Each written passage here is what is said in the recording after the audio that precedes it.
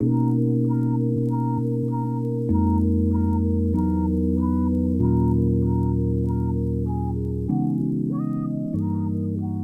spent a lot of time with creators recently. We've talked about work, life, documentation, and the fact that these people are so fortunate that their careers grant them a bank of memories. It's made me think about my travels and how I want to mix things up and learn more about the people that I work with nowadays. So I picked video, recording my life so that I got something a little bit more colourful to look back on. There was an unexpected side effect. When sorting through all the photos and videos I captured, these moments triggered a lot of thoughts about home, identity, and memory. It was a fascinating experience, which I've tried to assemble and articulate here because, well, A, I told myself that I was going to make something of these gigabytes of video, and B, I hope it encourages people to think a little bit more laterally about how we capture the connections we make with people, places, and experiences. It all started with food. Both times I sat in front of a pre-lit fire pit, kimchi, banchan, and soju surrounding it, my mind washed back to Friday nights in Perth, sitting at Tong 86 with close friends, laughing about the week that just passed. That type of sensory-based recollection is difficult to translate to others beyond creatively assembling words to convey such an evocative memory. It can never quite give it justice, but fuck, you try regardless.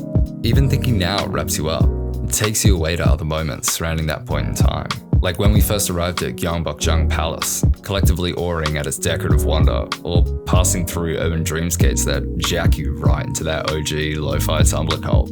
We began working at our own pace, our own desires to explore the city. We meandered, wandered, searching for a feeling instead of a place. Oftentimes, we found what we were looking for, a whirling journey through streets decorated in culture, cuisine, and most importantly, comfort. But we knew others had tread this space before. We turned to friends, families, and creators we felt that we trust for inspiration and suggestions on where to go next. What paths had they walked? What did they experience that we wanted to reconstruct? All without asking, because it was right there, documented, play by play. And that's when it clicked. It's why companies like EA, we look to creators for new ways to tell stories. We identify with these people, understand what interests them, which in turn interests us. And we seek to create a memory that may inspire others to do so themselves. The hum of thousands of watts, markets damp due to a recent downpour, clear umbrellas and hawkers roasting their tantalizing dinners, looking down across the sprawling city from Nansen Tower, seeing pockets of subculture littered throughout the multitudes of train lines, enjoying a rooftop drink above a neon-soaked club while the sun sets. The things we do, the stories we tell ourselves and others, it means something more often than it means nothing.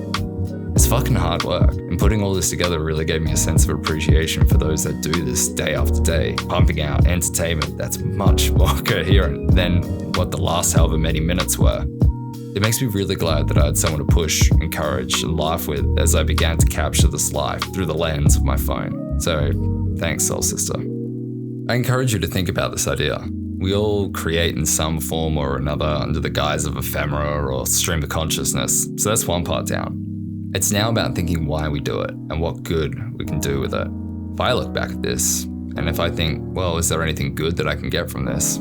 Just looking back at this in 10 years' time and going, damn, I've grown a lot since the beginning. And I've got a hell of a lot more growth to go.